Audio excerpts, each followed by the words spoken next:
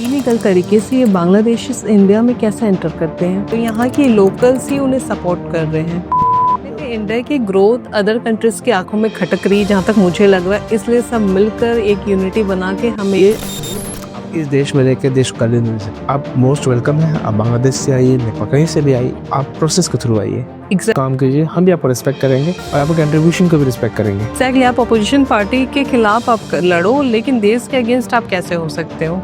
सरकार दुश्मनी थी, खत्म खेला। आप लोगों को क्यों मारे, माइनॉरिटी को क्यों मारे, हिंदू को क्यों मारे, क्रिश्चियंस को क्यों मारे, सिख्स को क्यों मारे, वहाँ बस रहे हैं क्योंकि क्यों काफिर हैं, इसलिए मार दिया। ये चीज उनको बहुत टिप टू टिप समझना पड़ेगा। गवर्नमेंट ने काफी स्ट्रिक्ट एक्शन लेके सारे पाकिस्तानियों को वापस भेजा, तो उस टाइम की वीडियोस कुछ इमोशनल करने वाली भी आ रही थी कि लोगों को, छोटे छोटे बच्चों को भी छोड़कर जाना पड़ रहा था, लेकिन देश तो सर्वोपरि है। कि अभी बिहार इलेक्शन आ रहा है, मैं लोगों से रिक्वेस्ट करूंगा कि आप लोग इनको आइडेंटिफाई कीजिए, क्योंकि ये लोग भी बिहारी के नाम पे जाएंगे बाहर। एक बिहारी के नाम पे जाएंगे, कहाँ से आया है, बिहारी से आया है, और वहाँ पे जाके ये गंद मचाएंगे, नाम से खराब होगा बिहार का। तो इस तरीके से हमें रोकना होगा और बिहार के लोगों को सोचना होगा इस तरह, इस बार जो भी सरकार बने उस सरकार के थ्रू इस प्रोसेस को रोका जाए और वहाँ पे उनका अपना उद्धार हो, ताकि। हरे कृष्णा दोस्तों, स्वागत है आपका वैल्यू ऑफ लाइफ बाय पूजा खुशहाल पॉडकास्ट पे। आज का मैटर थोड़ा सा सेंसिटिव है, थोड़ा सा लोगों को इस बारे में सोचने की जरूरत है, क्योंकि आज हम अपने देश के बारे में बात करने वाले हैं।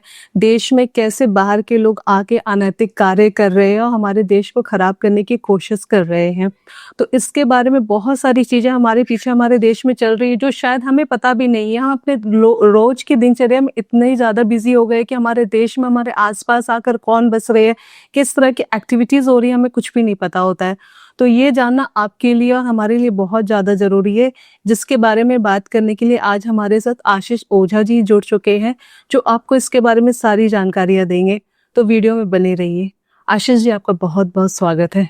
धन्यवाद। तो आशीष जी, मैं चाहती हूँ कि आप हमारे व्यूअर्स को थोड़ा अपने बारे में बताएं। मेरा नाम आशीष ओझा है। मूलतः मैं मेघालय शिलोंग से हूँ और मैं एक सोशल एक्टिविस्ट हूँ, संघ से जुड़ा हुआ हूँ और संघ के साथ विचारधारा पर काम करता हूँ, देश के लिए काम करता हूँ। और इस तरीके से ही एक मेरा एक छोटा इंट्रो है और भारत माँ का छोटा सेवक। ठीक, इलीगल तरीके से ये बांग्लादेशी इंडिया में कैसे एंटर करते हैं? देखिए, पहली बात ये बॉर्डर्स देखते हैं कि कहाँ पे फेंसिंग नहीं है, और अभी भी ऐसे बहुत सारे बॉर्डर्स हैं अपनी कंट्री में जो कि पूरी तरह से फेंसिंग नहीं हुई है। यहाँ से इजिली एंटर कर सकते हैं, चाहे वो सिलीगुड़ी की तरफ हो और बिहार की तरफ हो, या आप कंसिडर कर ले नॉर्थ ईस्ट की तरफ हो। ठीक है, तो ऐसी बहुत जगह एरिया है जहाँ पे फेंसिंग नहीं हुई है और ये वहाँ से आसानी से आ सकते हैं अंदर। तो वहाँ पे कोई देखने के लिए बीएसएफ नहीं रहती? बीएसएफ, सीआरपीएफ भी है और लोकल बॉडीज भी हैं जो इसको मॉनिटर करती है, बट तभी भी ये कुछ न कुछ करके नदी के पार करके या जंगल इसके साइड करके वो वहाँ पहुंच जाते हैं। और एक माफिया है जहाँ से इनको आधार कार्ड का एक्सेस मिल जाता है और इस तरह से देश के अंदर आराम से घुस जाते हैं। माफिया इंडिया में है जो पॉलिटिकल पार्टी सपोर्ट करते हैं इनको। ओके, तो वही एक तरीके से इस चीज का लाभ उठा रहे हैं कि किस तरह से इस चीज को लेके वोट बैंक बनाया जाए। ओके, तो यहाँ की लोकल्स ही उन्हें सपोर्ट कर रहे हैं। लोकल्स आप अगर देखोगे नॉर्थ ईस्ट में तो कोई उनको सपोर्ट नहीं कर रहा। यहाँ तक कि नॉर्थ ईस्ट में, मेघालय में, they have created own bodies inside the village कि वो मॉनिटर करे कि कोई ऐसा इलीगल आ रहा है उसको वापस डिपोर्ट किया जाए। ओके, और बीएसएफ या सीआरपीएफ का हेल्प किया जाए। But considering to the states where जहाँ लोग पॉलिटिकल पार्टीज सपोर्ट कर रहे हैं, वहाँ पे सिनेरियो डिफरेंट है, वहाँ पे कंप्लीट सिनेरियो डिफरेंट है। पूरा फुल सपोर्ट है, आपको सपोर्ट है, वो आते हैं काम करने के लिए आते हैं। काम करने के बाद उन्हें अपना मोटिव मालूम चलता है कि हमें क्या करना है। ओके, तो इनका एजेंडा क्या है यहाँ आने का? एजेंडा, पहली बात तो बांग्लादेश में कुछ है नहीं या म्यांमार तरफ कुछ है नहीं। यहाँ आएंगे जॉब के लिए, मेड का काम करेंगे और या कहीं पे काम करेंगे। कुछ काम करते करते आस्ते आस्ते they will become a tool to politicians. और वो टूल इतना खतरनाक होता है कि वो एक एरिया को खत्म करने की क्षमता रखता है। आज आसाम की बात कर लें, कोकराझार एरिया है और ऐसे बहुत सारे एरिया है जहाँ पे ये लोग एक फुल मेजोरिटी में ऑलमोस्ट, और वहाँ के locals almost population wise decline हो चुके हैं। कारण हमारा नेग्लिजिबिलिटी, हम उसको मॉनिटर नहीं कर पा रहे, नेग्लेक्ट कर रहे हैं और उसको कंट्रोल नहीं कर पा रहे कि क्यों ये लोग आ रहे हैं, और आ रहे हैं तो एक चेक क्यों नहीं हो पा रहे हैं कि ये वापस क्यों नहीं जा पा रहे हैं? जैसे आपने कहा कि वहाँ पे काम नहीं है, रोजगार के लिए आ रहे हैं, तो ये लीगल तरीके से भी आ सकते हैं? बहुत लोग ऐसे हैं जो लीगल तरीके से आते हैं, अपना वीजा एक्सटेंड करते हैं और यहाँ रहते हैं, तो वो एक प्रोसीजर अलग है जी। और ये प्रोसीजर अलग है। ये एक बार अंदर आ गए, आप देखते हो बहुत सारे मिनट्स बांग्लादेशी मिनट्स हैं, राइट। दे आर वर्किंग और उनके पास आधार कार्ड भी आ जाता है। अब प्रॉब्लम ये है कि जब वो आधार कार्ड लेके एक प्रूफ बन गया उनके पास, उसके थ्रू वो बहुत कुछ कर सकते हैं। एक तो बार इंडिया का आधार कार्ड उन्हें कैसे मिल जाता है? इंडिया का आधार कार्ड, देखिए there are lot of agents the market जो उनको हेल्प करते हैं, और पॉलिटिशियंस का भी। विदाउट दैट ये आसान नहीं होगा। दूसरा चीज ये है कि जो करंट गवर्नमेंट है उस पर काम कर रही है कि किस तरीके से इसको कंट्रोल किया जाए, और दूसरी स्टेट्स में भी कंट्रोल करने की कोशिश कर रही है, मगर कुछ लोग हैं जो इसको सपोर्ट कर रहे हैं जी, और इनको आगे लाना चाह रहे हैं। जब तक उनके घर में आग ना लगे तो उनको समझ नहीं आता। एग्जैक्टली। उनको लगता है कि ये तो एक सेकुलरिज्म की भाषा है, इसमें चलते रहना चाहिए। अब भी हमारा भला हो रहा है ना। हाँ, और हमें चीप लेबर्स मिल रहे हैं, उस चीप लेबर के चक्कर में हम अपने नेशनल सिक्योरिटी के साथ कंप्रोमाइज कर। एग्जैक्टली। लोगों को लगता है कि कम पैसों में भी ये काम करने को एग्री हो जा रहे हैं, तो बहुत लोगों का ये लाइन होता है कि देश हमें खाने को थोड़ी दे रहा है, अपना भला करो। लेकिन शायद वो ये नहीं जानते कि अपना तो वो भला कर रहे हैं, अपने ही आने वाले जनरेशन का वो बुरा कर रहे हैं। एक फैक्टर ये भी है, हम लोग को जानना पड़ेगा कि नेशन अगर सुरक्षित है, if the nation is safe then other things are safe.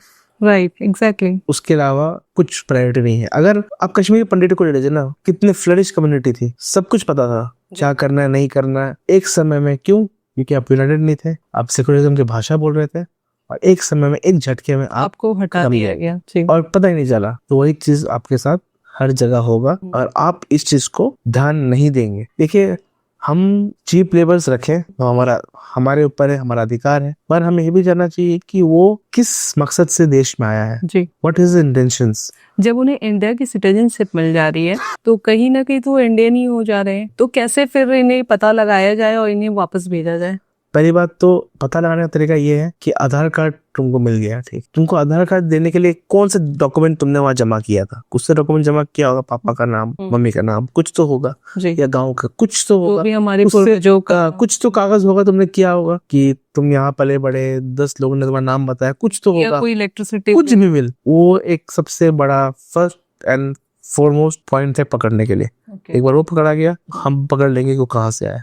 तो ऐसा भी कहा जाता है लाखों की संख्या में है, इन्हें हजारों की संख्या में इन्हें वापस भेजा जा रहा है, तो ये क्या? और वो वापस भी आ जाते हैं। अच्छा, भाग के वापस भी आ जाते हैं। ये कैसे पॉसिबल है? वापस से उन्हीं रास्तों से, उन्हीं बॉर्डर से वापस, या दूसरे रास्तों से वापस आ जाते हैं। ऐसा हुआ है, दिल्ली गवर्नमेंट ने किया था, वापस 1-2 लोग वापस आ गए, मीडिया में आई भी है। तो इनमें इतनी हिम्मत आती कहाँ से है? क्या हमारा लॉ काफी कमजोर है? लॉ पे तो काम अलग से गवर्नमेंट करने पड़ेगी, मगर सबसे बड़ी काम करनी होगी जो ये बॉर्डर्स एरिया है जो बांग्लादेश से सटा हुआ है, ये हमें प्रॉपर फेंसिंग करनी पड़ेगी। प्रॉपर फेंसिंग के थ्रू इसको मॉनिटर करना पड़ेगा कि ऐसे किस तरह से पाकिस्तान का जो बॉर्डर्स है वो पूरी तरह से फेंसिंग है, वहां से ऐसे लोग फट से आ नहीं सकते जी। उस तरीके से हमें बांग्लादेश के साथ करना पड़ेगा। हम लोग पाकिस्तान के बॉर्डर को काफी सीरियसली लेते हैं, लेकिन जब बांग्लादेश से इतने घुसपैठिया आ रहे हैं तो उनको क्यों नहीं रोकने के लिए हम लोग कोई स्टेप ले रहे हैं? पहले जब बांग्लादेश का जन्म हुआ उस समय यह था कि एक फ्रेंडली कंट्री है हमारी, और वो आ भी रहे हैं तो देश के लिए ठीक, कोई बात नहीं। और चलते चलते चलते एक समय ये हो गया कि वो डेमोग्राफिक चेंजेस आने शुरू हुए। वो चेंजेस शुरू हुआ तो रिलीजियस पर्सपेक्टिव्स आ गया। रिलीजन पर्सपेक्टिव्स आने के बाद वो इस तरह से बदला कि नहीं, अब हम यहीं रहेंगे, और वो एक टूल किट बन गया पॉलिटिशियंस का और कुछ लेफ्ट लिबरल्स का कि अब इसको देश के खिलाफ इस्तेमाल किया जाए। ओके, तो जैसे आपने कहा कि फ्रेंडली कंट्री है, ये सोच के हमने उतना मतलब सिक्योरिटी टाइट नहीं करी, उन्हें आने दिया, तो कहीं ना कहीं अपने देश वालों के साथ गलत नहीं हो रहा है कि हमारे पास जो रिसोर्सेस है वो उनको दिया जा रहा है? ये तो सबसे बड़ा गलत हो रहा है कि सबसे ज्यादा ये हो रहा है कि ट्रैवल्स एरिया में जहाँ ये घुस रहे हैं। मैं ऐसे मेघालय के कुछ एरियाज बता सकता हूँ जहाँ की ट्राइबल पॉपुलेशन खत्म कर चुकी है। लाइक त्रिपुरा में मैं सुन रही हूँ कि बहुत ही बुरा हाल है। हाँ, त्रिपुरा में ये घुस चुके हैं और किस तरह से घुस चुके हैं कि अब इन्हें आइडेंटिफाई करना प्रॉब्लम हो रहा है। असम में भी घुस चुके हैं, नागालैंड, मणिपुर। तो यहाँ की जो ट्राइबल जनसंख्या है या मेघालय, इनकी डिमांड है कि इन्हें एक प्रोटेक्शन दिया जाए ताकि इनका आइडेंटिटी बचा रहे इस हिसाब से, ताकि ये कभी माइनॉरिटी में ना है अपने ही स्टेट, जो कि गलत होना नहीं चाहिए कभी। देयर पॉइंट्स आर वैलिड, उसे हमें समझना होगा और हमें सोचना होगा कि किस तरह से सेंट्रल गवर्नमेंट पॉलिसी क्रिएट करे ताकि जो भी ट्राइबल कम्युनिटीज हैं जो रिसाइड कर रही हैं उनको प्रोटेक्ट किया जा सके, ट्राइबल लैंड्स प्रोटेक्ट किया जा सके ताकि इनके हाथ ना आए। ये ट्राइबल लैंड पे भी अपना कब्जा जमा रहे हैं डायरेक्टली इनडायरेक्टली, ये ऐसा भी न्यूज आ रहा है। यस, वो करते हैं और दे ट्राइड, वो क्या करते हैं कि वो उन लोगों से शादी करके बहला फुसला के, और उनके अंदर ये भी है कि हाँ वो 2-3 शादी कर सकते हैं तो प्रोबेबली कर लेते हैं। और उसके बाद once you are married to a tribal girl तो बहुत सारे लैंड और एक्ट वगैरह आपके लिए इजी हो जाता है। राइट। उसके थ्रू लैंड ग्रैबिंग भी कर सकता है। तो ये एक बहुत बड़ा थ्रेट है। और ये झारखंड के भी न्यूज आ रही थी कि झारखंड में आदिवासी लड़कियों के साथ भी ऐसा ही कर रहे हैं। ये वहां पे भी कर रहे हैं और बड़ी तादाद में कर रहे हैं और इस तरीके से कर रहे हैं कि ताकि वो पूरी तरह से लूप इन हो जाए उसमें। और ये बहुत सोची समझी साजिश है, बहुत बड़ी। There is a controversy. और आप बोल सकोगे कि अगर वो लोग इस तरह से काम करते हैं, इस तरह से प्लानिंग करते हैं, प्लॉटिंग करते हैं कि जैसे बांग्लादेशी लोग अंदर आए, वो आने के बाद अपना काम ढूंढते हैं, काम ढूंढ के ठिकाना ढूंढते हैं। अब जब उनका पेट भरने का रास्ता मिल गया, अब वो ढूंढे कि अब आगे क्या करना। आगे उनका यही प्लान रहता है कि किस तरीके से चीजें इधर उधर की जाए, आगे क्या करना है, चीजें इधर उधर की जाए, मतलब कहीं ना कहीं देश के आहित के लिए सोचते हैं। ये सोचते हैं कि किस तरह से ये मेजोरिटी में हो जाए और किस तरीके से ये इशू क्रिएट करे। जितने भी इश्यूज होते हैं, ये आज के रेट में अगर मैं आपको बताऊं तो ऐसे बहुत सारे इंडियन मुस्लिम्स हैं जो कि चाहते हैं कि इनका डिपोर्टेशंस हो जाए, ओके, जो कि बांग्लादेश से आ रहे हैं, ताकि एक इनके, अगर आपको पहचानना हो बांग्लादेशीज जो आ रहे हैं, उनका एक लैंग्वेज होता है, they are tongue twist, you can understand कि वो उस भाषा में बात कर रहे हैं। और जब आप वो चीज समझ जाएंगे then it's very easy to identify कि ये बांग्लादेश है। और लोग उनका बात करने का तरीका और चीजें समझने की, हाँ ये कुछ समय रहने के बाद देश का हित ही करेंगे, ये तय रहता है। जी, जैसे कि आपने कहा अहित की बात कही, तो शाहीन बाग का भी एक न्यूज काफी वायरल हो गया है जिसमें से एक लड़का आकर सामने से कह रहा है कि शाहीन बाग का नाम सुना है आपने, सो आप वहां पे कुछ करके दिखाओ। तो ये कहीं ना कहीं ओपन चैलेंज कर रहे हैं हमारी कंट्री में रहकर हमारे ही खिलाफ। ये इनको हिम्मत मिलती है कुछ लोगों से, और ये हिम्मत ज्यादा लोगों से मतलब पॉलिटिशियंस हो सकते हैं, कुछ आसपास के लोग हो सकते हैं, तो ये ज्यादा दिन चलेगी नहीं। आप इस देश में रह के देश को कर नहीं सकते। आप मोस्ट वेलकम है, आप बांग्लादेश से आइए, नेपाल कहीं से भी आइए, आप प्रोसेस के थ्रू आइए। एग्जैक्टली। और प्रोसेस के थ्रू काम कीजिए, हम भी आपको रिस्पेक्ट करेंगे और आपके कंट्रीब्यूशन को भी रिस्पेक्ट करेंगे कि जिस तरह से हम आपको हेल्प कर सकेंगे। जी, मगर आप इस देश को रह के, इस देश में खा के और इस देश को गाली देंगे, बिल्कुल वो एक्सेप्ट नहीं है। वो एक्सेप्टेबल। जैसे कि आपने कहा कि मेजोरिटी चाहते हैं हमारे कंट्री में, तो कहीं ना कहीं जिस हिसाब से इनकी पॉपुलेशन हमारे देश में इंक्रीज हो रही है, तो आपको नहीं लगता कि इन्हें नहीं रोका गया? अभी भी ये लाखों की संख्या में बस चुके हैं, तो आने वाले टाइम में हम इंडियंस यहाँ पे अल्पसंख्यक हो जाएंगे और ये बहुसंख्यक हो जाएंगे। ये नो डाउट, इसमें इंडियन मुस्लिम्स को भी जो हक है वही मारा जाएगा जी, बाकी लोग का भी हक छीन लिया जाएगा। क्यों? क्योंकि ये मेजोरिटी मारना शुरू हो जाएंगे।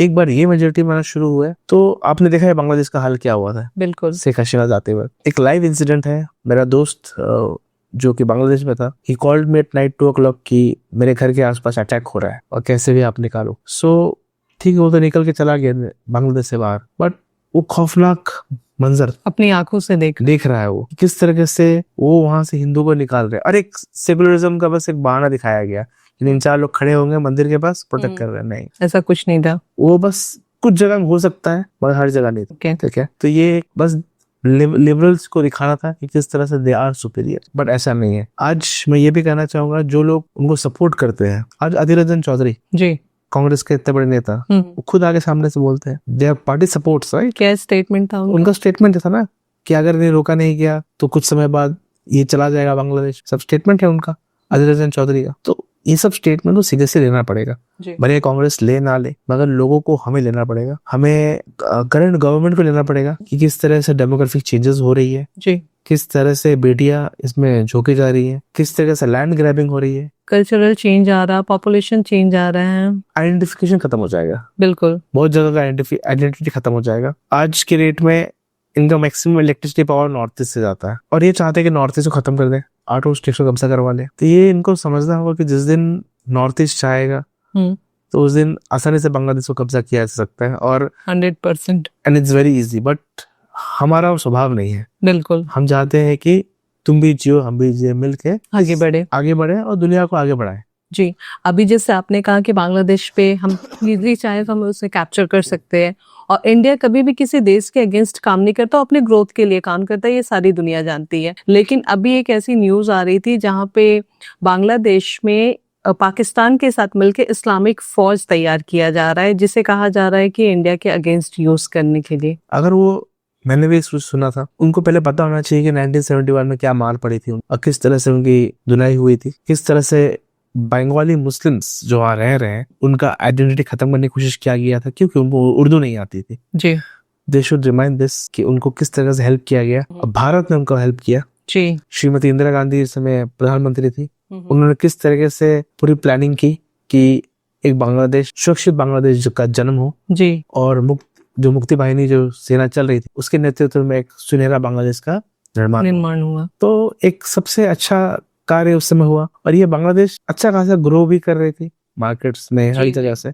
हमें दिक्कत नहीं थी, हमें थे कि ठीक है तुम भी कमाओ हम भी कमाए। जी, मगर अब इनके माइंड में आ गए रिलीजियस फैक्टर्स। जी, अब हम इन्हें खत्म करेंगे, जहां तुम ये लाओगे। कहीं ना कहीं इंडिया की ग्रोथ अदर कंट्रीज की आंखों में खटक रही, जहां तक मुझे लग रहा है, इसलिए सब मिलकर एक यूनिटी बना के हमें ये ग्रोथ तो खट ही रही है। और प्लस इनको ये चीज समझ में आना चाहिए कि जिसका तुम साथ दे रहे हो वो तो कटोरा लेके दौड़ ही रहा है और वो किसी का नहीं है और तुमको भी दौड़ाएगा। जी। अगर पाकिस्तान इतना ही इस्लामिक सगा होता तो जब लड़ाई हो रही थी अभी इजराइल और इराक, तो उसमें वो अपना पोर्ट नहीं देता यूएस को इस्तेमाल करने के लिए। सो सबको पता है वो बिकाऊ है, उनकी भाषा हम वो नहीं कर सकते जी। हमारा ये मानना है जो देश के साथ है, अभी असउद्दीन ओवैसी है, हमारा पॉलिटिकल डिफरेंस है और रहेगा हमेशा, मगर जब भी वो इंडिया को डिफेंड करते हैं हम उन्हें सपोर्ट करते हैं, because he knows how to defend a country.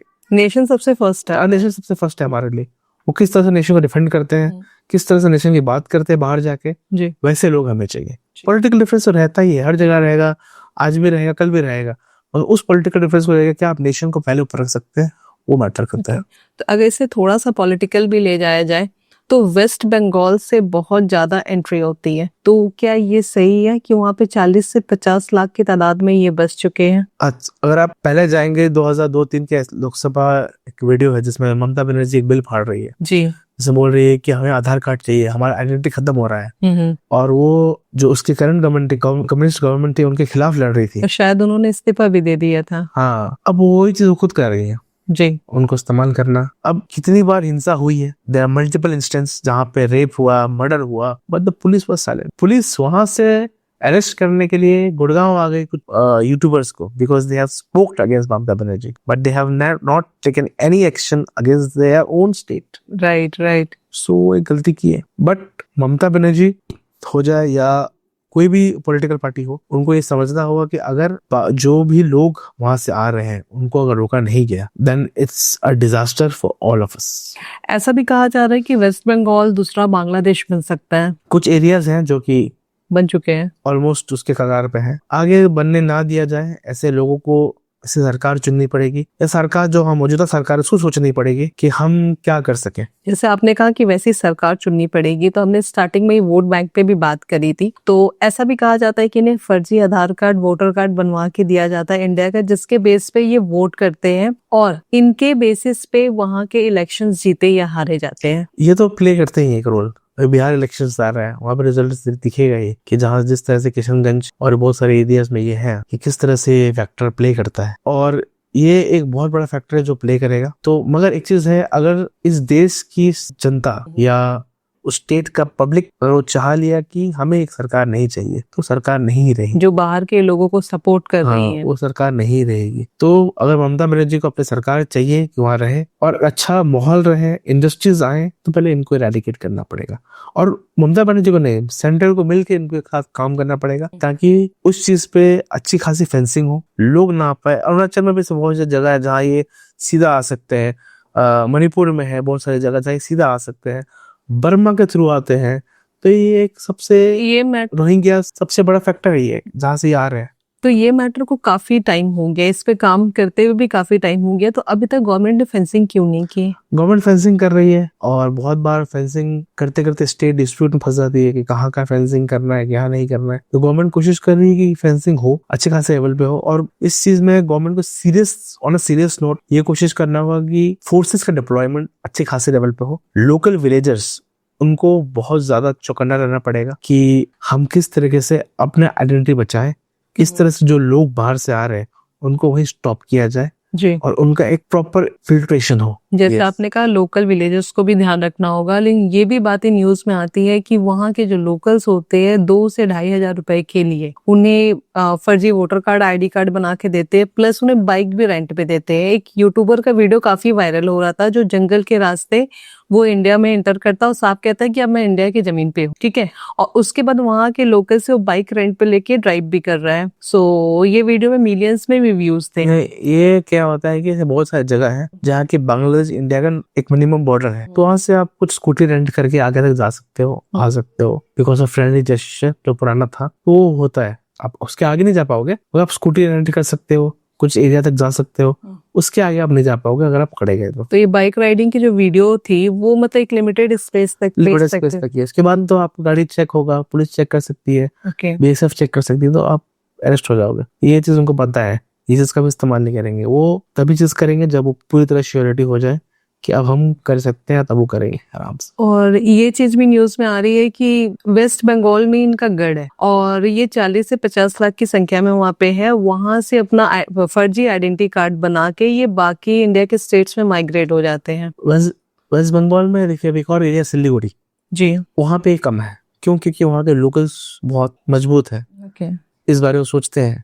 Darjeeling में नहीं है। क्यों? क्योंकि वहाँ के लोकल सोचते हैं इस तरह से कि इनको वहाँ होंगे मगर कम है। और इस तरह से बाकी नॉर्थ ईस्टर्न स्टेट्स भी सोच रही है, बहुत शुरू से काम कर रही है। मगर इस चीज को रोकने के लिए उनको सबसे पहला काम ये करना पड़ेगा कि जो वेस्ट बंगाल, हम ये नहीं बोल सकते सिर्फ वेस्ट बंगाल है, वेस्ट बंगाल भले एक गढ़ है मगर उसके साथ साथ दूसरे स्टेट्स भी हैं जो वहाँ से पूरी तरह से बूंद से सागर बनता है, वो पूरी तरह से और इस बॉर्डर से भी वो एंटर कर रहे हैं। वेस्ट बंगाल को ज्यादा लोग बोलते हैं क्योंकि उसका एरिया भी सबसे ज्यादा बॉर्डर वहां से शेयर होता है। सिलीगुड़ी इज द कॉरिडोर, ठीक है, ऐसा है। और कौन कौन से स्टेट से, सॉरी, बॉर्डर से?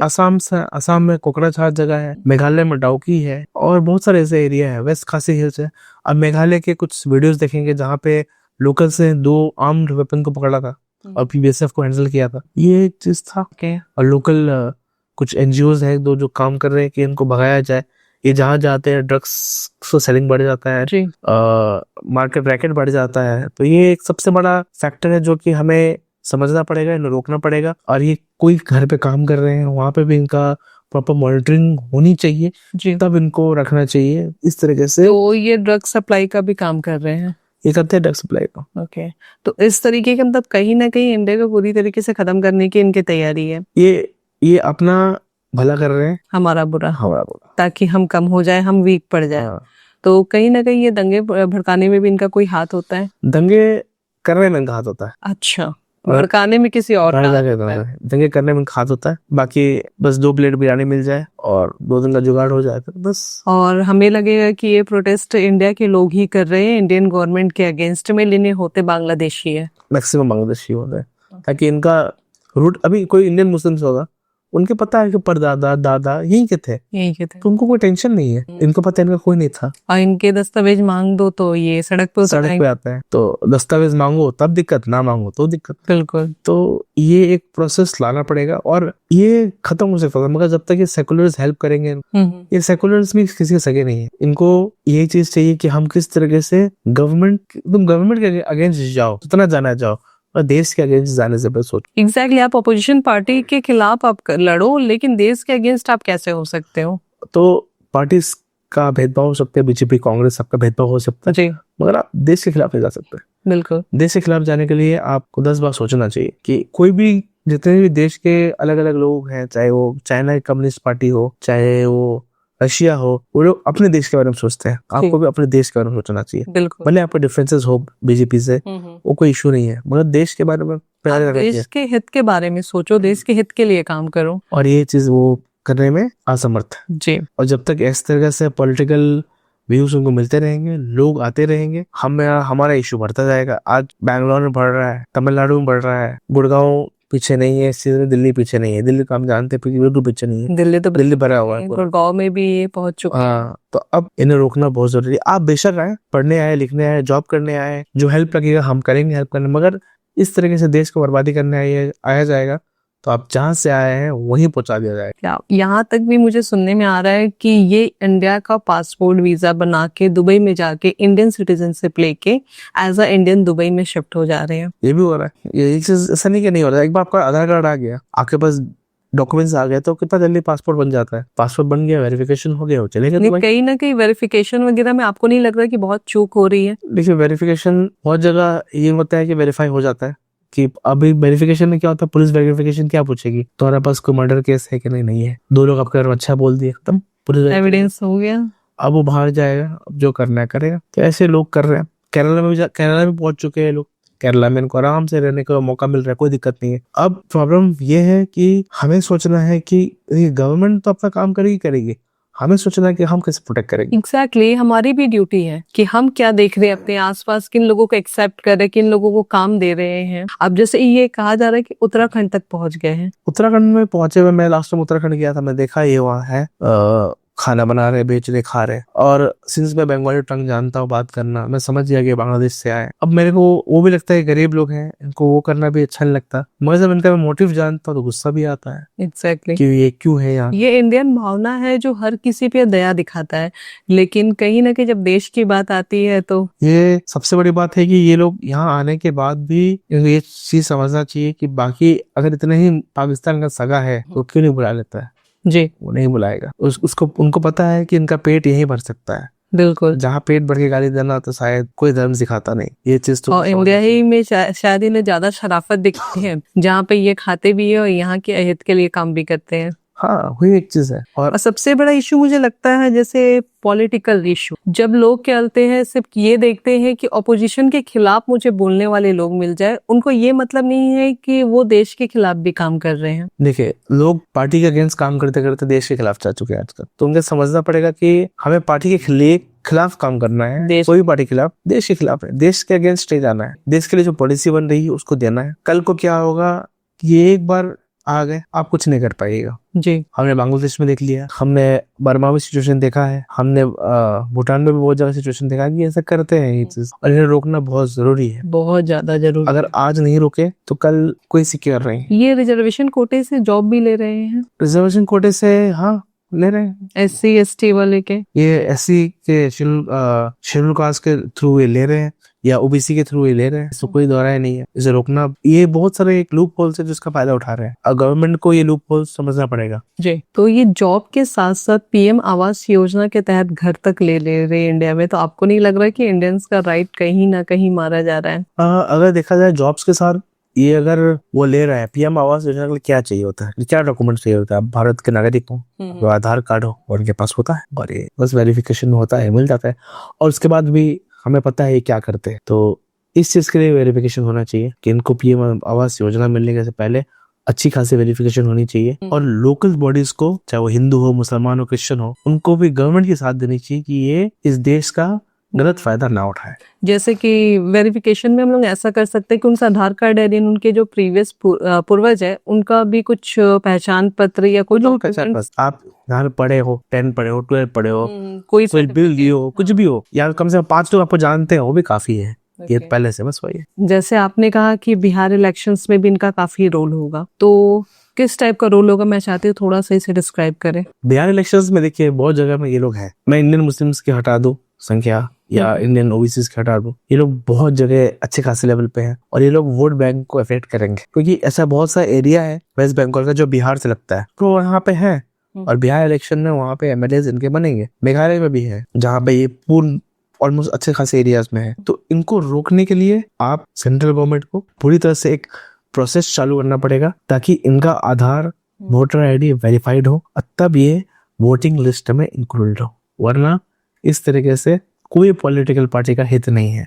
आज ये आपको वोट देके जिता देंगे, कल ये किसी और को वोट देके जिता देंगे जो इनके फेवर में काम जब तक इनके फेवर ना हो। इस चीज को रोकने के लिए ये चीज आपको बहुत जल्द करना पड़ेगा, और सिर्फ एक पार्टी को नहीं, सारे पार्टी को मिलकर सोचना पड़ेगा, इसको खत्म करना जरूरी है। बिकॉज बांग्लादेश का situation is not good, we all know. उसको इरेडिकेट करने के लिए, उसको स्टॉप करने के लिए वो एक टूल किट बन चुका है, एक कंट्री जो कि अच्छा खासा ग्रो कर रहा था, और एक टूल किट बन चुका है दूसरे कंट्री उसको रोकने के लिए। ये बहुत जरूरी है कि बांग्लादेश को, उनके लोगों को यहाँ एंट्री करने से पहले रोका जाए। इवन ये बहुत दुर्भाग्य की बात है, मैं न्यूज देख रही थी जब बांग्लादेश में ऐसा हुआ था, तो यहाँ के कुछ पॉलिटिशियंस का स्टेटमेंट आ रहा था कि यहाँ इंडिया में भी बांग्लादेश जैसी सिचुएशन पैदा हो सकती है। ये तो उनकी मानसिकता का बात है, यहाँ हो नहीं सकता। जब तक देश में लोग हैं, आर्मी है, पुलिस है, संघ है जी, तो ये चीज हो नहीं सकता। एक स्ट्रॉन्ग लीडर है और स्ट्रॉन्ग लीडरशिप है यहाँ पे, तो यहाँ पे ये चीज हो नहीं सकता कि आप यहाँ पे, हमारा देश अगर आप देखा जाए तो हर जगह क्रांति होती है, हमारे देश में क्रांति नहीं होती, हमारे देश में संक्रांति होती है। यहाँ पे पॉसिबल नहीं है, ये होना ही, ये होएगा नहीं। यहाँ जी जी जी, यहाँ लड़ाई झगड़ा हो सकता है, ये हो सकता है, सब छोटे मोटे लोग डिस्प्यूट करा सकते हैं, बट उसको अंजाम तक नहीं पहुंचा सकते। आप कभी भी देख लीजिए, पहले से भी देख लीजिए, कभी कभी हुआ है कि देश का सरकार गिरी है, इस तरह से माहौल खराब नहीं हुआ। तो ये जो इलीगल बांग्लादेशीज है, ये किस तरीके से हमारे देश के लिए और खतरनाक होते जा रहे हैं? क्या क्या लॉसेस फेस करने पड़ रहे हैं हमें? इकोनॉमिक लॉस, जिस तरह से बर्बादी करते हैं, तोड़ना फोड़ना मारना, फिर पॉपुलेशन ग्रोथ तो हो ही रहा है जिसका कोई हिसाब नहीं है। दूसरा चीज है ये है कि अभी बिहार इलेक्शन आ रहा है, मैं लोगों से रिक्वेस्ट करूंगा कि आप लोग इनको आइडेंटिफाई कीजिए, क्योंकि ये लोग भी बिहारी के नाम पे जाएंगे बाहर, एक बिहारी के नाम पे जाएंगे, कहाँ से आया, बिहारी से आया, और वहां पे जाके ये गंद मचाएंगे, नाम कैसे खराब होगा बिहार का। तो इस तरीके से हमें रोकना होगा, और बिहार के लोगों को सोचना होगा इस तरह, इस बार जो भी सरकार बने, उस सरकार के थ्रू इस प्रोसेस को रोका जाए और वहां पे उनका अपना उद्धार हो, ताकि वो दूसरे स्टेट्स में जाके इश्यूज ना हो उनके लिए भी, और ये लोग को भी फिर मौका ना मिले फायदा उठाने का। तो ये चीज तो उन्हें करना पड़ेगा। जनरली लोगों का कहना होता है कि वोट देकर क्या होगा, या हमको किसी पचड़े में नहीं पड़ना है, मुझे क्या है, वो सरकार सोचेगी। ये लोग ये नहीं सोचते कि हर एक नागरिक के भी कुछ कर्तव्य होते हैं, हमारे भी कुछ, जैसे हमारे राइट्स होते हैं वैसे हमारे कुछ काम भी होते हैं कि हम इन्हें रोके। इस बारे में कोई नहीं सोचता। सबसे बड़ी बात है कि जब तक जिसकी दाल गल रही है तब तक वो गला रहा है जी। जिस दिन दाल दांत में लगेगा तो ख्वाम चल जाएगा कि भाई हमसे गलती हो गई। जब ये मेजोरिटी में आ जाएंगे तब तो अटैक करेंगे आपके ऊपर। आज अधीर रंजन चौधरी जिस सीट से जीतते थे, वहाँ मेजोरिटी में ये आ गए हैं, वो जीत पाए क्या? यूसुफ पठान जीते, बड़े क्रिकेटर हैं, जीत गए, अच्छी बात है, पर कल को और मेजोरिटी में आ जाएगा तो यूसुफ पठान भी नहीं जीतेंगे, वहाँ कोई बांग्लादेश के लीडर ही जीतेगा। वो खड़े होके बोलते हैं कि जिस दिन हम मेजोरिटी में आ गए इससे उर्दू भाषा चलेगा। क्योंकि चलेगा उर्दू भाषा, तुमको उर्दू समझ में नहीं आती है, तुमको तो इसलिए अलग किया गया था, अलग किया गया। हाँ, कि तुमको उर्दू नहीं आती है, तुमको बंगाली आती है। अब आप समझो कि वो बांग्लादेशी होके, बंगाली उनका लैंग्वेज है, लेकिन वो कह रहे कि उर्दू चलेगा, तो कहीं ना कहीं बांग्लादेश और पाकिस्तान मिलके काम कर रहा है। ऑब्वियसली इनके माइंडसेट में आ चुका है कि इनको डिस्टर्बेंस किया जाए, अकेले लड़ना पॉसिबल नहीं है। और बांग्लादेश के लोगों को समझना होगा कि उनका मैक्सिमम इनकम इकोनॉमी भारत से चलता है, तो वो इस तरह से खत्म नहीं कर सकते। उनको कम से कम अफगानिस्तान सीखना चाहिए कि किस तरह से वो भारत के साथ रहते हैं, कदम से कदम मिला के, भले उनकी कुछ भी इश्यूज हो, भारत के साथ रहते हैं, तो उनको भी चीज़ समझना पड़ेगा। वरना वो दिन दूर नहीं कि अगर भारत एक देश के 2 टुकड़े कर सकता है तो एक और देश का 2 टुकड़ा वापस हो सकता है, और फिर ये हम पे रूल करने लगेंगे। लोग इन बातों को समझ नहीं रहे, जो हम इंडियंस हैं, यहाँ के नागरिक इन बातों को बहुत लाइटली ले रहे हैं, लेकिन वो इन चीजों को समझ नहीं रहे। कल जब हमारे पर रूल करेंगे तो हमारा जीना मुश्किल हो जाएगा। ये लोग बिल्कुल नहीं समझ पा रहे हैं। और इस चीज को समझने के लिए पहले आपको, अब क्या था, जब कोरोना फैल रहा था तो जब तक वो दूसरे घर में था तब तक ठीक था, जैसे अपने पास आया तो हमें लगा कि अब घबराहट शुरू हो गई। राइट। तो ये चीज उनके साथ भी होगा। जब अपने घर तक बात पहुंचे, आग अपने घर तक पहुंचेगी नहीं तब तक तो उनको समझ में नहीं आएगा। तो अब अपने घर तक पहुंच गए, इतने अगर ये बहादुर हैं तो जाइए वहां पे जहाँ पे पॉपुलेशन में हाई है, वहां पहुंच के अपना कार्यक्रम करके दिखा दीजिए, आपको मान जाऊंगा। एग्जैक्टली जैसे अब भी वोट बैंक इनका है, ये एक जिनको चाह रहे वही जीत रहे इलेक्शंस, जहाँ पे ये मेजोरिटी में है। और कल दिन इनके ही लीडर्स अगर आके इलेक्शंस पे लड़ने लगे तो सच में इंडिया का फ्यूचर क्या होगा? ये अब कितने लोग हैं जो कि MLAs हैं जो कि बांग्लादेश से आए हैं, वो लड़े MLA हैं यहाँ पे हैं, ठीक है भाई, आप MLA हो में कोई दिक्कत नहीं है, MP हो कोई दिक्कत नहीं है, अगर आपको इस देश के बारे में सोचना होगा, फिर अब आप MP इस देश के हो, जी इस देश के बारे में सोचना होगा और इस देश के हित के बारे में सोचना होगा। आप यहाँ रह के बांग्लादेश के हित के बारे में नहीं सोच सकते। बांग्लादेश के हित के बारे में और हमारे देश के अहित के बारे में हमें निकाल के उन्हें बसाने आप नहीं सोच सकते हो। और ये हम होने भी नहीं देंगे जी कोई भी कीमत पे, चाहे वो इस देश का कोई भी राज्य हो। और उसके अगर पॉलिटिकल पार्टीज भी है तो हम उसके लिए रोड पर आने के रेडी है कि हम अपना आइडेंटिटी बचाने के लिए कुछ भी कर सकते हैं। तो ये चीज उनको समझना पड़ेगा, उनके लोगों को समझना पड़ेगा, उन तक ये मैसेज पहुंचना पड़ेगा। ये आप ऐसे रोक नहीं सकते। आपको आस्ते आस्ते आपको अपनी कंट्री में, जैसे कि बांग्लादेश हो गया या अगर पाकिस्तान आपका इतना सगा है तो पाकिस्तान चले जाइए, वहाँ आपको अपने ही लोग मिलेंगे, वहाँ कीजिए, खुश रहिए आप वहाँ जाके, वहाँ खुश रहिए, वहाँ जाके खाइए पीजिए, वहाँ तो कोई आपको फायदा हमसे लेना है, कोई कासिर नहीं होगा आपको तंग करने के लिए। जी बिल्कुल। मगर आपको यहाँ रहना है तो आपको नियम कायदे से चलना पड़ेगा, और अगर अभी यूपी में है तो आपको ज्यादा समझ के चलना पड़ेगा। योगी बाबा किसी को नहीं तो बख्शते, वहाँ पे बख्शा नहीं जाएगा। जी। तो ये चीज तो उनके माइंड में बैठ चुका है, और गवर्नमेंट को बहुत स्ट्रिक्टली एक पॉलिसी लानी पड़ेगी जहाँ पे लोग मिलके काम करें, इस तरह से काम करें ताकि इनका जो बैकबोन है इकोनॉमी का, जो एक कंट्री में लाके तोड़ना चाहते हैं, वो खत्म हो। ये अपने देश में खुश रहे, हमारे देश में बेशक आए घूमे, काम करना, नौकरी कर रहे, प्रोसीजर के थ्रू आए रहे, मगर इस तरीके से बर्बादी के बारे में ना सोचें। आपने कहा कि गवर्नमेंट को बहुत स्ट्रॉन्ग डिसीजन लेना होगा, तो किस टाइप के डिसीजन लेने होंगे इन्हें रोकने के? एनआरसी में, एनआरसी इसका मतलब है कि इंडियन मुस्लिम्स, एनआरसी मतलब ये लोग जो यहाँ से आए इनको अब दफा करना पड़ेगा। इसको भी लेके लोग काफी मिसगाइड कर रहे हैं सबको, क्योंकि इसमें सेंट्रल गवर्नमेंट की गलती थी कि वो पॉलिसी को ढंग से समझा नहीं पाए। अगर वो घर घर ढंग से समझाते ये इशू नहीं होता। ये बहुत के माइंड में आ चुका था। किस तरह से कोरोना का वैक्सीन का माइंडसेट आया था कि ये वैक्सीन से हार्ट अटैक आता है, वो आता है। जब तक गवर्नमेंट ने सही ढंग से मार्केटिंग नहीं की जी, तब तक लोगों ने वैक्सीन लगा मार्केटिंग शुरू कर दी, नकल किया। उस तरीके से इसकी मार्केटिंग प्रॉपर्ली हो तो लोग समझेंगे। आप एनआरसी लाओ, लेकिन आप सबको उसके बारे में अवेयर करो, और इस तरह से अवेयर करो कि लोग जो आ रहे हैं वो वापस डिपोर्ट हो जाएंगे, यहाँ ना बैठे। हमारे पास ऑलरेडी बहुत इश्यूज है। आप यहाँ बैठ के हमें ऑलरेडी हम 2-3 फ्रंट पर लड़ रहे हैं इंडिया जी। हम नहीं चाहते कि हम देश के अंदर भी लड़ें। देश के अंदर ये सबसे ज्यादा खतरनाक बात है कि अगर देश के अंदर रह के कोई लड़ रहा है तो आपको तो पता भी नहीं चल रहा है कि वो देश के अंदर रह के क्या चीजें कर रहा है। बहुत इजी है उनके लिए, और उनके लिए बहुत आसान भी हो जाता है कि यहाँ का ही टूल्स इस्तेमाल करो, यहाँ पे ही सारे रिसोर्सेज लो और यही बर्बाद करो, और यहाँ की सारी इन्फॉर्मेशन भी आपको इजिली मिल जाती है, आराम से हो जाती है। आप यहाँ रह गए हो और यहाँ रहने के बाद आप पता कर लिए हो कि क्या है नहीं है, क्या सही क्या गलत, और उसका इस्तेमाल करते हो, बस खत्म। इवन जैसे हमने शादियों की बात कही थी, ये 2-3 लड़कियों से शादियां भी कर रहे हैं आराम से, और इनको सपोर्ट भी कर रहे हैं। ये 2-3 से शादी कर रहे हैं, इसलिए यूसीसी का आना जरूरी है ताकि ये चीज मॉनिटर हो सके। क्योंकि ये एक बार 2-3 शादी कर लिए, इनके लिए आसान हो जाता है कोई भी लैंड ग्रैबिंग करने का, राइट, या ट्राइबल लैंड लेने का। इसको रोकना भी एक तरीके से बहुत बहुत जरूरी है, वरना it's difficult to curb them.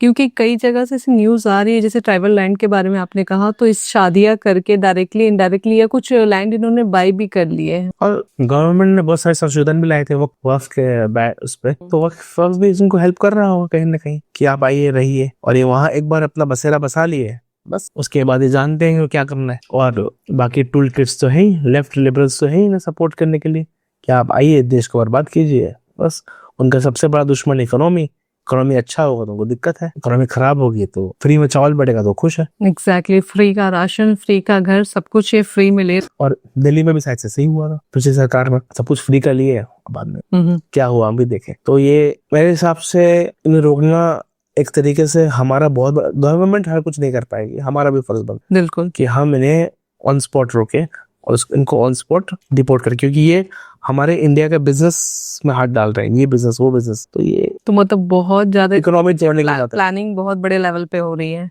और जहां से इनको फंड आ रहा है इसको भी मॉनिटर किया जाए, जिस ऑर्गेनाइजेशन से आ रहा है, और उसको तुरंत बैंड किया जाए। ओके, तो इन्हें फंडिंग भी हो रही है? ये फंडिंग भी होते हैं, फंडेड भी होता है बहुत जगह से। ओके, फंडिंग मतलब देश को तोड़ने के लिए? देश को तोड़ने के लिए बाहर से फंडिंग होती है। तो MHA को, मिनिस्ट्री ऑफ होम अफेयर्स को रिक्वेस्ट करूंगा कि वो इस तरह से पॉलिसी लाए कि इनका आना जाना सब मॉनिटर हो जाए। और ये अगर देश के थ्रू आ भी रहे हैं या कोई दूसरे देश के थ्रू आ रहे हैं, नेपाल के थ्रू आ रहे हैं या कहीं और से आ रहे हैं, उसका भी एकदम बाय टिप चेक हो। किस तरह से पाकिस्तान से कोई आ नहीं सकता, आपके पास एयर स्पेस है, सब कुछ है, उस तरीके से यहाँ लागू किया जाए और इनका आना दुश्वार हो जाए। एक बार ये आना बंद हो गए, आप समझ जाइएगा कि 90% to 80% प्रॉब्लम आपका देश का सॉल्व होगी। ये बिल्कुल मतलब बहुत ज्यादा जरूरी है, क्योंकि देश में जो अटैक्स वगैरह हो रहे हैं इसके बारे में भी लोग कहते हैं कि कहीं ना कहीं देश के अंदर बहुत सारे ऐसे लोग बाहर से आकर बसे हैं जो देश के अगेंस्ट काम कर रहे हैं, सपोर्ट कर रहे हैं। ये कहाँ तक सही है? ये पूरा सही है।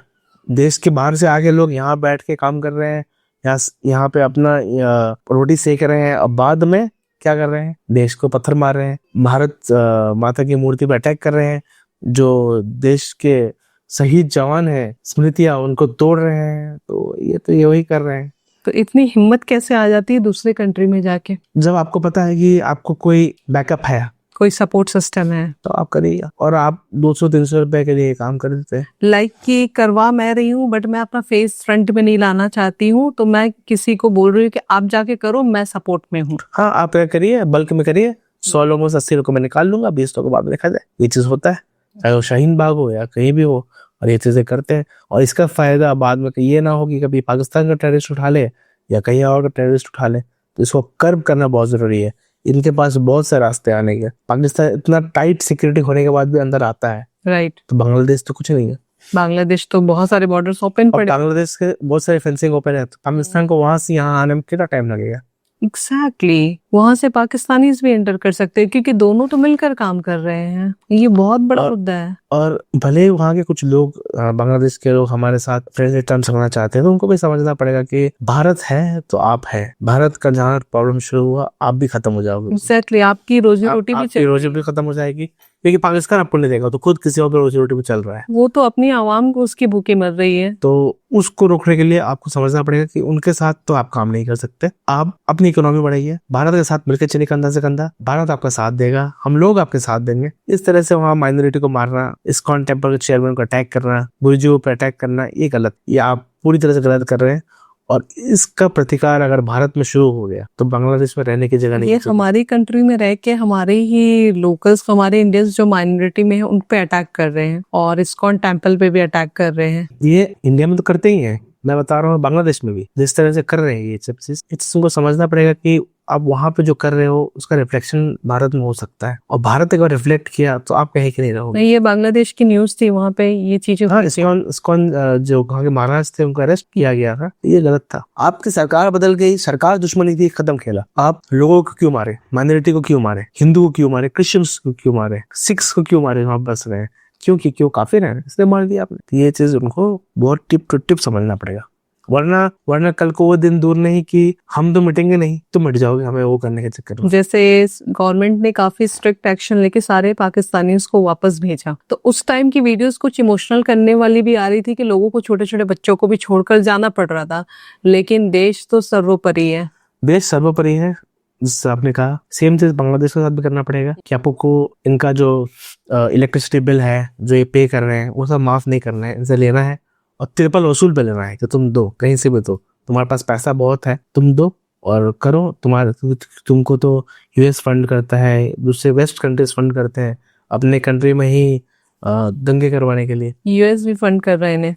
यूएस तो फंड करता ही है, यूएस किसी का सगा थोड़ी, वो तो फंड कर ही रहा होगा। वो प्रॉब्लम्स क्रिएट करता है। डीप स्टेट हमेशा आगे है कि किस तरीके से इनको रोका, ये किया जाए और भारत को बर्बाद किया जाए। ये एक सबसे बड़ा तरीका है। तो अगर इसको रोका नहीं किया तो वो दिन दूर नहीं जहाँ पे इंडिया में सिचुएशंस खराब हो सकता है बहुत ज्यादा, और इनकी वजह से हमारे यहीं पे सिविलाइजेशन इशू हो सकता है, सिविलाइजेशन वार लग सकता है। तो इसको रोकने के लिए इनको वहीं रोकना पड़ेगा जहाँ से आ रहे हैं और इनको यहीं डिपोर्ट करना पड़ेगा। बहुत ही जैसे पाकिस्तान के बॉर्डर्स हमने सील कर रखे, वैसे ही बांग्लादेश के भी करने होंगे। अब बांग्लादेशी के साथ, जैसे आपने बहुत बड़ी बात कही, अगर सरकार तक ये वीडियो पहुंचे तो शायद वो भी अवेयर हो कि वहां से पाकिस्तानी भी एंटर करके हमारे देश में दंगे फैला सकते हैं, अटैक्स कर सकते हैं। आराम से कर सकते हैं, वो आराम से पूछ सकते हैं, आराम से अटैक कर सकते हैं। नेपाल के थ्रू आ सकते हैं। जी, नेपाल से भी लोग इजिली आ जाते हैं और इसके थ्रू, नेपाल के थ्रू आ सकते हैं। नेपाल में कौन सा आपको चेकिंग हो रहा है? बिहार के बॉर्डर पे जाता कुछ नहीं हो रहा है। एक किसी फिलिस्तीनी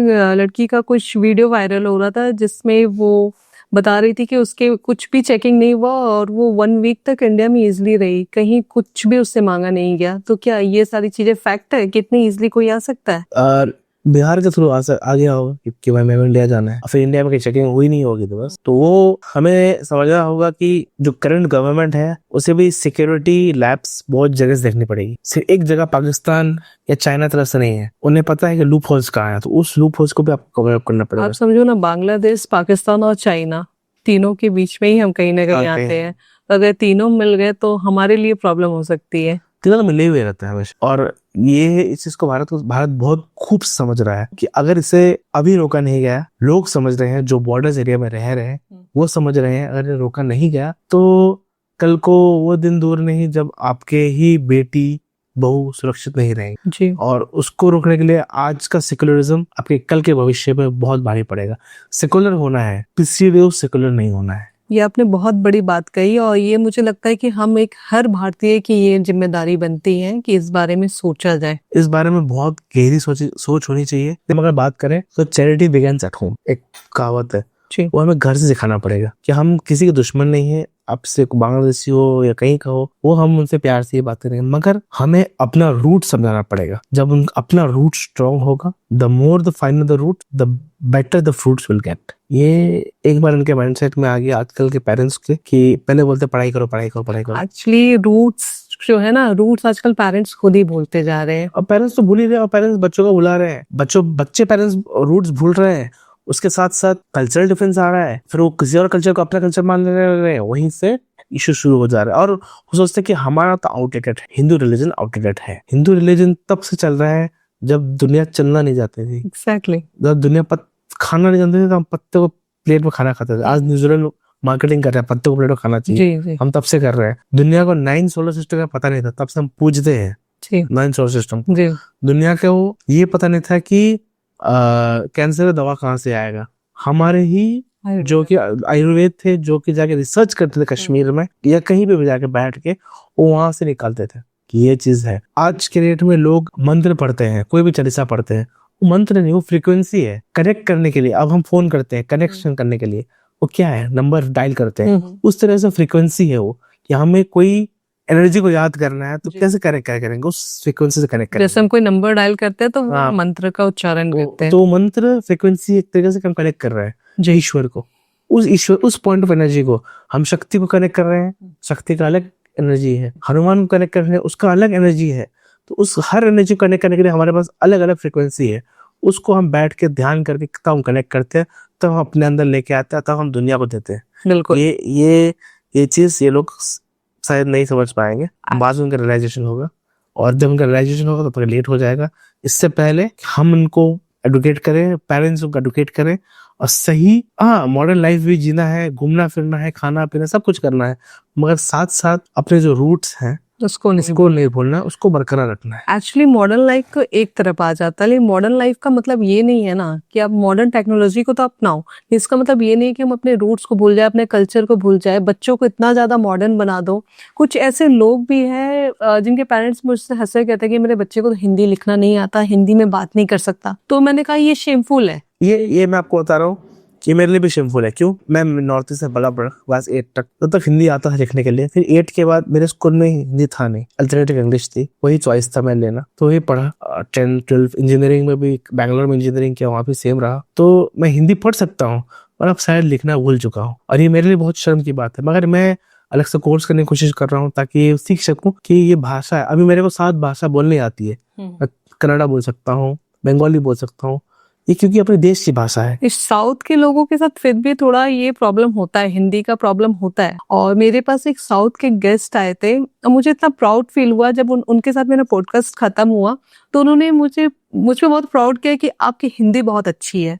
तो मुझे लगा कि कोई तो ऐसा इंसान मिला जो हिंदी को वैल्यू कर रहा हो, बट अपने ही कंट्री में हिंदी का वैल्यूड है। मैं रामेश्वरम गया था और मैक्सिमम चीज हिंदी में लिखी हुई है। मैक्सिमम चीज मैं सोचा तमिल में लिखा हुआ है, हिंदी में लिखा हुआ है। क्यों? जहाँ इकोनॉमिक जिस चीज से बढ़ रहा है उस चीज को आज वहां पे भले तक हिंदी को बैन कर दे, चेन्नई में, तमिलनाडु में, वहां नहीं कर पाएंगे। अभी आप देख लो मुंबई में, महाराष्ट्र में फाइट चल रहा है, हिंदी नहीं बोलना है। तो जब कल दोबारा पहलगाम होगा तो पूछा नहीं जाएगा तो मराठी हो तो भोजपुरी हो, शूट कर दिया जाएगा, हिंदू हो, खत्म खेला। तुमको एहसास होगा कि नहीं ये चीज हमने गलत किया। तो ये चीज उनके माइंडसेट में ही आना चाहिए, उनको समझना चाहिए कि पहलगाम हो चुका है और कहीं भी ये बोलकर नहीं जा रहे मारा जाता कि तुम मराठी हो या तुम दूसरे भाषी हो, ये बोला जाता है कि तुम हिंदू हो। और हिंदू ही आपस में डिवाइड होते जा रहे हैं कास्ट के नाम पे। ये हमारा बहुत सारा वाइड वैरायटी ऑफ कल्चर्स है कि हम एक नहीं है। कर्नाटका में ही कम से कम बहुत जगह अलग अलग वैरायटी लोग हैं, अलग अलग कल्चर्स हैं। तमिलनाडु में तो हम अलग अलग कल्चर्स में भले बटे हुए हैं, मगर हमें ये सोचना चाहिए कि उस पूरे कल्चर का जो रूट है वो एक जगह कनेक्टेड है, सनातन जी। उसको अगर हम भूल गए तो एक सबसे बड़ा इशू क्रिएट होगा और हमारी हार बहुत लोगों के लिए इजी हो जाएगी, और बहुत इजी हो जाएगी। तो ये लोग साइंस से समझने के लिए इनको थोड़ा पॉलिटिकल वोट बैंक के ऊपर आना पड़ेगा, उनको आने के लिए थोड़ा गट्स लाना पड़ेगा और फेस करना पड़ेगा वो प्रॉब्लम, तब जाके ये चीज सॉल्व होगी। वरना लड़ाई चलती रहेगी, हम भी लड़ते रहेंगे, लोग मरते रहेंगे और सोल्यूशन आते आते बहुत देर हो जाएगी। बहुत बड़ी बात कही आपने। और जैसे हम लोग रूट्स की भी बात कर रहे थे, तो मैं तो सारे पेरेंट्स को हमेशा ये रिक्वेस्ट करती हूँ कि आप मॉडर्न कल्चर को जरूर अपनाएं। आप अपने बच्चों को इंटरनेशनल स्कूल में जरूर भेजें, लेकिन अपनी संस्कृति अपनी सभ्यता भी जरूर उन्हें जरूर। और मेरी माँ हमेशा मेरे को पढ़ाती है, मेरे को पूजा का बताती है, पद्धति का बताती है, और मैं बचपन से पूजा पाठ करते आया, मेरे को पता है। और पूजा पाठ एक होता है अगरबत्ती दिखाना, एक होता है कि ध्यान से बैठ के मंत्र पढ़ना। तो हमेशा वो सीखता आया हूँ। वो सीखने से क्या होता है, देखिए भगवान पूजा करने से भगवान आपकी मदद नहीं करेंगे, आपको सही डिसीजन लेने के लिए और मुसीबत झेलने के समय ताकत देंगे कि आप किस तरीके से कर सकते हो। हम भगवान को इसलिए ना पूछे कि हमें कुछ चाहिए, नहीं। अगर भगवान यही चीज कर सकते तो भगवान शिव भी अपने पत्नी को बचा सकते थे और नहीं बचा पाए, नियति के खिलाफ नहीं जा सकते। तो वो चीज क्या होता है कि हमें शक्ति देती है जी, कि हम ईश्वर की काम कर रहे हैं, आपको रखते हुए और आगे बढ़ रहे हैं। ये जिस दिन उनका माइंड सेट में आ गया कि भगवान राम हो, ये हो, जिसको गाली देते हैं वो करते हैं, वो सब एक स्ट्रगल। भगवान राम भगवान होने ज्यादा स्ट्रगल किए मनुष्य रूप में। कृष्ण भगवान धरती पे आए, भगवान विष्णु को क्या श्राप मिला है कि आप जब भी धरती पे आओगे तो आपको अपनी बीवी से योग सहना पड़ेगा। वो सहते हैं और सहते अपने काम करते हैं। कृष्ण जन्म लिए, मृत्यु उनके पीछे दौड़ रही थी, तो कहाँ उनके लिए आसान था। जन्म से ही उनके मरने की प्लानिंग हो चुकी थी। भगवान होना भी एक सबसे बड़ा वो है श्राप हो गए कि हम अपने आप को नहीं प्रोटेक्ट कर पा रहे हैं जी। तो लोगों को समझना चाहिए कि हम पूजा पाठ सेल्फिशनेस कर नहीं, हमें चाहिए कि हमें पहले सिखाया हो धर्म की जय हो, अधर्म का नाश हो, प्राणियों में सद्भावना हो, विश्व कल्याण हो। इतना मैं तो यही हमेशा कहती हूँ सबसे कि कर्म करो, फल की चिंता मत करो। लेकिन मैं हमेशा ये करती हूँ कि फल की चिंता मत करो, लेकिन कर्म की चिंता जरूर करो कि आप जो कर्म कर रहे हो ना, फल उसके अकॉर्डिंग आपको मिलेगा ही मिलेगा। और कर्म, मेरे हिसाब से कर्म क्या है आजकल की दुनिया में, अब कुरुक्षेत्र में भगवान राम के नहीं बढ़ जी, आपको कृष्ण बनना पड़ेगा। और दूसरा चीज ये है कि जब आप देख रहे हो कि आपके आसपास सब छलावा है, तो आपको भी छल करना पड़ेगा ताकि आप सही चीज वहां लगा सको, वरना धर्म की जीत कर सको। वरना कोई और छलावा इंसान बैठ जाएगा तो चीजें खराब हो जाएगी जी। तो कर्म तो हमें पहले ही सिखाया गया है, कर्म करो, ना पाप की चिंता करो ना पुण्य की चिंता करो। ना पाप क्यों ना करो, पाप करोगे तो पुण्य की लालसा रहेगी, पुण्य करोगे पाप का भय रहेगा। तो कर्म करते रहो, जो सही समय में सही डिसीजन है वो करो और उसके हिसाब से चलो। यही एक सही मार्ग है और यही लाइफ का रूल है, यही एक लाइफ का रूल है। इससे क्या होता है, आप किसी चीज से बंधते नहीं हो। आज के डेट में कोई कसम, कोई प्रॉमिस आपको बांध नहीं सकता, वो आप निकलते जाओगे जी इस तरीके से, वरना आप बनते चलोगे। विश्व पितामह की मृत्यु हुई, इसलिए मृत्यु हुई जी जी जी। ये चीज लोग समझ जाएंगे, अपने आप अपने रूट्स को समझ जाएंगे, अपने आप जनरली लोग पूजा करते हैं तो पूजा जितनी देर वो नहीं करते, उससे ज्यादा भगवान मुझे ये दे देना, मेरा ये काम बना देना, अगर बन गया तो मैं ये चढ़ाऊंगा, और नहीं बना तो फिर तो मैं आपकी पूजा ही नहीं करूंगा, आप तो हो ही नहीं, एग्जिस्ट ही नहीं करते हो। वो एक एनर्जी होती है, उसको फील करना पड़ता है कि किस तरह से वो एनर्जी काम करती है जी। वो मेरे बोलने से, आपके बोलने से नहीं चलेगी, किसी के बोलने से नहीं चलेगी। वो एनर्जी का समय है, उस समय के हिसाब से चलेगा। अगर इस सब चलता तो भगवान कृष्ण को महाभारत करना ही नहीं पड़ता, दूसरे को समझा के काम हो जाता। बिल्कुल नहीं हो पाया। तो सारी चीजें नियति में जो लिखी है, नियति में जो है वो आएगी। और जिस तरह से लोग समझते हैं, आप किसी भी धर्म को देख ले, सब धर्म का आदर करना है, सब धर्म को जानना है कि कौन धर्म क्या कह रहा है, क्या पढ़ना है, मगर अपने जो रूट्स हैं, जो बहुत पुराना है, उसको भी बिट बाय बिट समझना है कि ये एक फैक्टर है, ये फैक्टर है, हम किस तरह से चल सकते हैं, हम टीका क्यों लगाते हैं, हम पायल क्यों लगाते हैं, सब चीज का एक मान्यता, हम मान्यता नहीं, साइंटिफिक प्रूफ जी। बस ये कोई फेमिनिज्म नहीं है जो लोग बोलते हैं। करवा चौथ क्यों करते हैं, सब चीज का एक है, सबके लिए होता है कि भाई अगर हम जो कि दूसरे फेस्टिवल्स करते हैं तो उसका साइंटिफिक रीजन होता है, मगर जब हम हिंदू फेस्टिवल्स करते हैं साइंटिफिक रीजन नहीं है, उसका भी बहुत बड़ा साइंटिफिक रीजन, हर चीज का साइंटिफिक रीजन। जैसे भी छठ पूजा आ रहा है तो इसमें कहते हैं कि नेचर की पूजा जैसे करते कि पूजा होती है डूबते सूरज की, उगते सूरज की। ये भारत में होता है कि भाई आप डूबते सूरज की पूजा कर रहे हैं, क्यों कर रहे हैं? अब आप पानी में खड़े होकर कर रहे हैं, तपस्या कर रहे हैं, हे ईश्वर की जो भी हो सके मैं अपना भाग रख सकूं और दुनिया का कल्याण कर सकूं, जी। बस यही तो एक मान्यता होती है, लोग करते हैं। जिस माँ सीता ने पहली बार साथ किया, चलता है। तो इस जिस तरह से लोग रूट से कनेक्टेड रहेंगे, समय समय पे सारा चीज करते हैं। देखिए इस चीज दुनिया में कोई सही है गलत नहीं है, इट्स ऑल अबाउट टाइम। आप जो चीज 12 साल में कर सकते हो वो आप 6 साल में नहीं कर सकते, और जो आप 12 साल में नहीं कर सकते हो 18 साल में कर सकते हो। तो वो उसके एक समय है, टाइम है, फ्रेम है। बच्चा चावल दाल 2 महीने में नहीं खा सकता क्योंकि उसका समय नहीं है, मगर उसको 1 साल में मैंडेटरी खाना है क्योंकि उसका वही समय है जी। तो उस समय के हिसाब से करेंगे तो बेटर है, वरना फिर दिक्कत है। तो वही चीज हमारे लोग समझ गए, तो ये रूट समझ गए। सिंपल सी बात है, आप अपने रूट से कनेक्टेड रहोगे तो सेफ रहोगे। आप छत्र छाया में रहोगे एक अम्ब्रेला का तो आप सेफ रहोगे। तो आप समझ सकोगे कि दूसरों का धर्म कितना अच्छा से आदर करना है, उनके साथ कितना से रहना है, उनके साथ उनके एक्सेप्टेबिलिटी रखना है कि वो जो पूजा कर रहे हैं, पद्धति कर रहे हैं, वो भी सही है, उनके हिसाब से सही है, और वो भी एक्सेप्ट करना है, उनके साथ मिलके चलना है, मगर अपने धर्म को कॉम्प्रोमाइज करके नहीं, अपने नेशनल सिक्योरिटी कॉम्प्रोमाइज जी। हमें किसी के अगेंस्ट, किसी के विरोध नहीं जाना है, लेकिन अपने धर्म को, अपनी धरोहर को नहीं छोड़ना है। ये जब दुबई में मंदिर बना, सब सेकुलर हो रहे थे, लोगों ने बनाया ना, क्या वो असल मुसलमान नहीं थे ना? इतना अगर हम सोचेंगे डीप डाउन जाके तो लोगों थोड़ा थोड़ा अपना कॉमन सेंस यूज करना पड़ेगा, रेदर देन किसी की बात सुनने से। आप कॉमन सेंस और लॉजिक सुनिए, आपके लिए बहुत अच्छा रहेगा। आपस में आप लड़ाई भी नहीं करेगा और किसी की नफरत भी नहीं आएगी, और सही डिसीजन। क्योंकि अगर आपको कोई लीडर बोल रहा है ये चीज है, तो आप वो चीज सोच के काम नहीं करना चाहिए। आप पहले सोचिए, समझिए, वो लॉजिक जानिए, तब आप जाइए। अगर आज की डेट में अमित शाह जी बोल रहे हैं कि वहां पे बॉर्डर इशू है, तो वो है और आपको लॉजिकली दिख रहा है वो चीज, तो आप सपोर्ट कीजिए जी कि ये चीज हो रहा है, ताकि तभी चीजें काम कर पाएंगे। वरना आपको आदत हो जाएगा दूसरे को लोगों सुनने का, और सुनने में आपका पता नहीं जाएगा, सुनी सुनाई बातों पे आप पीछे भागोगे, आपका पता नहीं जाएगा बस जी।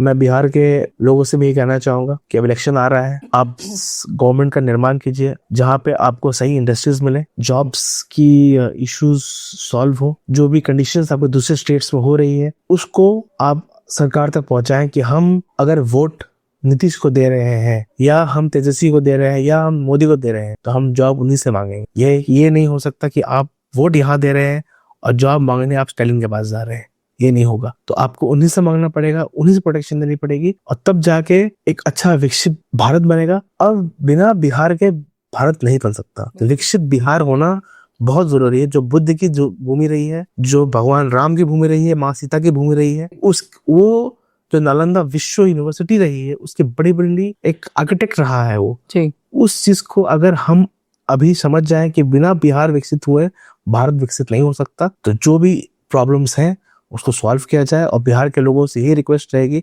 कि अच्छी सरकार चुन के लाया जाए, और जैसी सरकार आए आप अपनी मांगों पूरी करें। 2 बोरी या 2 किलो चावल के लिए नहीं, कम से कम अपने बच्चे के भविष्य के लिए हम लोग सही कदम आगे बढ़ाए, ताकि कोई भी दूसरा कम्युनिटी या दूसरी जात हम पे उंगली उठाने से पहले 10 बार सोचे जी। आपका हर एक वोट बहुत ज्यादा कीमती है, सोच समझ के अपना नेता चुने, और सोच समझ कर नेता चुने, और सही चीज के लिए अपने स्टेट के लिए काम करें, ताकि कोई भी स्टेट ये नहीं चाहेगा कि दूसरा स्टेट आगे बर्डन बने। हमें ये नहीं करना है, हमें ये करना है कि हमें अपना स्टेट को आगे बढ़ाना है, और अब बिहार में रहते ही उसको इतना फ्लरिश करना है कि लोग वहां आने के लिए तरसे। और हमारे पास रिसोर्सेस है, बहुत रिसोर्सेस, तो उस चीज को किस तरह से कर सकते हैं।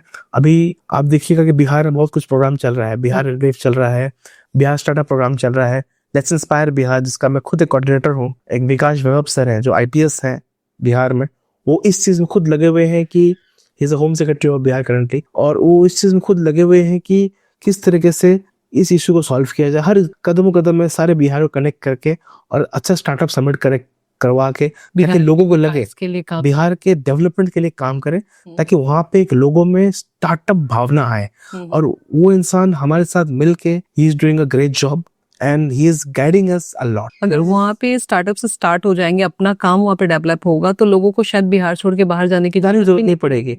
और ये एक अच्छा खासा मॉडल उनके लिए बन जाएगा, तो कहीं कहीं नहीं जाना पड़ेगा। ये सबसे अच्छा सही तरीका है। और गवर्नमेंट से हम सिर्फ गवर्नमेंट को सिर्फ 5,000 रुपए ना चुने, गवर्नमेंट को हम इससे चुने ताकि हमारा 5 साल सुरक्षित रहे, आने वाला जनरेशन सुरक्षित रहे, और हम इस तरह का नींव रखें ताकि आसपास के सारे चीज फलते रहे, फूलते रहे। जी, जैसा कि आशीष जी ने कहा कि 5,000 रुपए या 2 बोरी चावल के लिए अपना नेता ना चुने, बल्कि जो आपके स्टेट के लिए डेवलपमेंट के लिए काम करे, आप उसको चुने जो बिहार को विकसित बना सके। पूरे भारत में कैसे ये बांग्लादेशी फैल के हमारे ही राइट्स के साथ, हमारे ही यहाँ अपनी पॉपुलेशन बढ़ा रहे हैं, हमारे कल्चर के साथ खिलवाड़ कर रहे हैं और शायद हम पे ही रूबी करने की कोशिश कर रहे हैं। तो ना ही सिर्फ गवर्नमेंट की, हम सबकी रेस्पॉन्सिबिलिटी बनती है, भारत के हर एक नागरिक की रेस्पॉन्सिबिलिटी बनती है कि इसके बारे में हम अवेयर हो, सोचे और अपने रूट से भी कनेक्टेड रहे। तो आइए मिलके हम सब कोई अपने भारत के बारे में सोचे, इसके विकास के बारे में सोचे और इससे हम अपने धरोहर को बचाने की कोशिश करें। तो आपको ये वीडियो कैसी लगी हमें जरूर बताएं, अपने सुझाव भी देना हमें बिल्कुल ना भूले, कमेंट बॉक्स पे कमेंट करें। जय हिंद, जय भारत।